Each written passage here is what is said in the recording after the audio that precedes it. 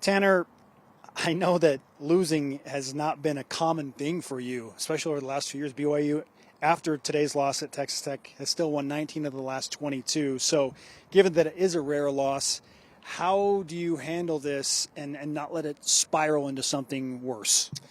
Yeah, I mean, I think what it really comes down to is learning what we need to learn from it and not focusing too long on, pointing the fingers of blame or, letting any toxic energy within our brotherhood tear us down, right? Stick together and move forward. Focus on the next game, right, which is TCU next week at home. So I know we'll learn a lot from the film from this game on Monday and over the weekend and be ready to go next Saturday. But as I said, not let anything from within prevent us from achieving our goals over the next couple weeks. How much of today's result was Texas Tech just beating BYU on the field compared to BYU beating themselves? I don't know. I think I could probably answer that question better after watching it back. But I think there were definitely some moments throughout this game where we could have made some plays and the momentum shift could have really changed the outcome of the game. So a couple more big plays defensively. I think that we left a couple big opportunities out there that could have really changed this game. But yeah. It's tough to find silver linings in this moment after a tough loss, but if there is one, where would you point to? I guess from a defensive mindset, I thought we played good today. I don't think we played great, but we were in some tough spots a lot of times and were able to force them into field goals. And right before the half, the fourth down stop there on the PBU from Raider Demooney, we made some huge plays and ended up, keeping them out of the end zone a lot of times. I think they kicked 5 field goals, right? I think so.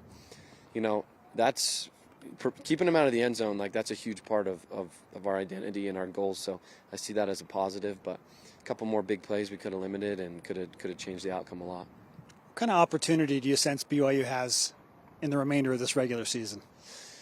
I mean, you could just hear it talking to these guys after the game, when we were just shaking hands, even they were saying we'll see you guys in a couple weeks. So they expect that from us.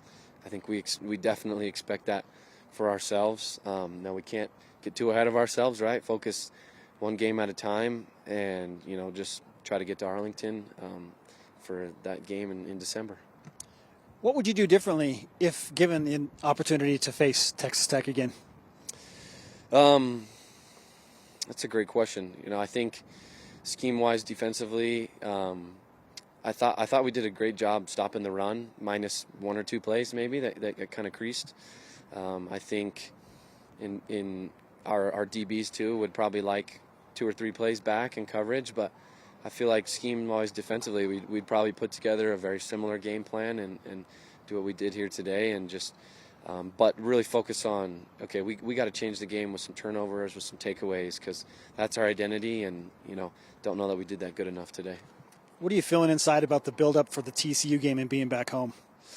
I'm stoked, to be back in Lavelle, at home, playing at night, 8:15, our favorite slot, right? That's our bread and butter game. So, and us seniors, we only have 2 more guaranteed games in that stadium. So, yeah, we're going to take advantage of all 60 minutes of both of those games that we have at home and go out and get ourselves to the Big 12 championship. Tanner, we appreciate the time as always, brother. Safe travels. We'll talk to you soon. Okay, thanks so much, Spencer.